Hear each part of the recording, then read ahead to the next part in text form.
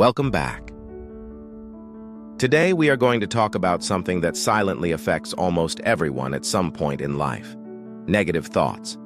Negative thoughts don't always come loudly. They don't announce themselves. Most of the time, they enter your mind quietly, like a small voice that says, "You're not good enough. You always mess things up," or "Nothing will ever change." And if you listen to that voice long enough, it starts to feel like the truth even when it isn't. The hardest part is that negative thoughts don't come from enemies outside. They come from inside your own mind.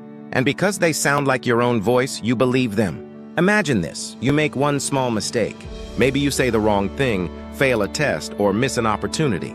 Instead of seeing it as a moment, your mind turns it into a story. It says, "See, this always happens. You're a failure."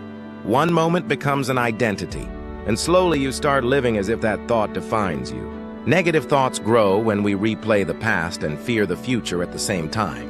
We remember our worst moments again and again. We imagine problems that haven't even happened yet. And in the middle of all this noise, we forget the present moment, the only place where life actually exists. One important truth you need to understand is this: not every thought you think is true. A thought is just a thought, not a fact.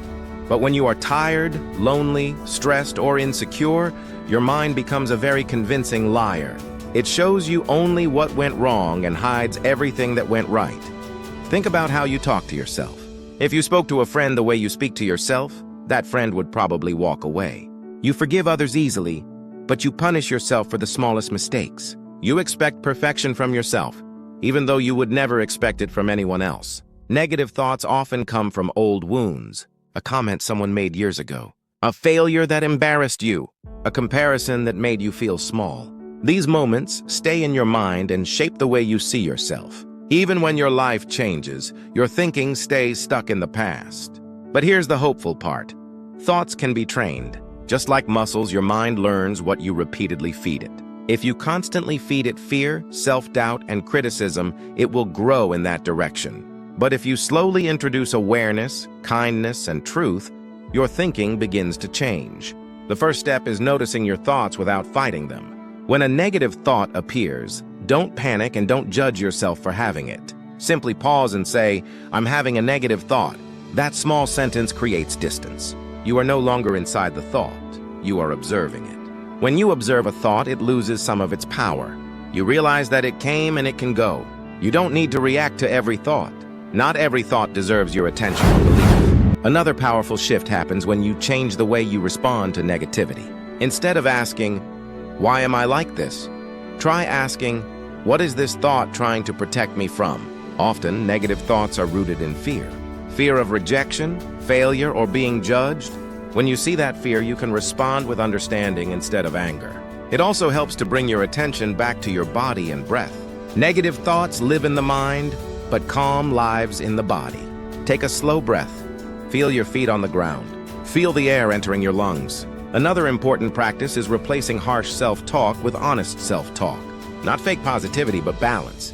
Instead of saying, "I'm terrible at everything," say, "I'm struggling right now, but I'm learning." Instead of saying, "I'll never change," say, "Change is slow, but it's possible." These small shifts change how your brain processes reality. You also need to be careful about what you consume every day. The music you listen to, the content you watch, the people you surround yourself with. If you constantly consume negativity, your mind will reflect that. Protect your mental space. Choose inputs that calm you, inspire you, or teach you something meaningful. One of the most effective ways to reduce negative thoughts is action. Not big action, small action. When you take even one small step, your mind gets proof that you are not powerless. Action interrupts overthinking. Movement creates clarity. And finally, learn to be patient with yourself. You won't stop negative thoughts overnight. They may still appear, especially on hard days. That doesn't mean you're failing, it means you're human. Progress is not about never having negative thoughts. It's about not letting them control your life.